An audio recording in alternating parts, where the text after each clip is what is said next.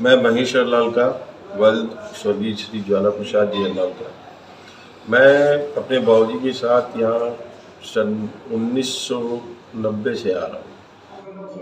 मेले पे तो आता ही आता हूँ, बीच में भी समय मिले जब मौका मिलता है तब आता हूँ। बाबा को अपनी सेवा में रखा है, ये मेरे लिए इससे बड़ी बात कुछ नहीं है। दूसरी रही खुशी के बाद, खुशी से ज़्यादा यहाँ शांति मिलती है।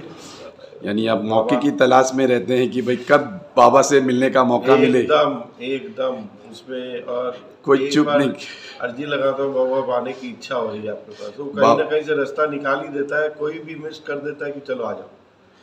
तो यही बहुत बड़ी बात है, बाबा अपनी सेवा में बनाए रखे। बस इससे हम लोग एक कमरे में 20 परिवार उतरते थे, अब 20 परिवार को 20 कमरे चाहिए, हो सकता है कि 40 चाहिए। कमरे में 20 जनों को उतारा था। आज बाबा ने 200, 100, 150, 200 जो भी आपके यहाँ कमरे हैं, यानी इतने सारे कमरे करवा दिए कि ज़्यादा से ज़्यादा लोग आके ज़्यादा से बाबा की भक्ति का आनंद ले सके। बिल्कुल, लेकिन आज देखिए ना, आज इतने कमरे होके भी वो कम पड़ते हैं।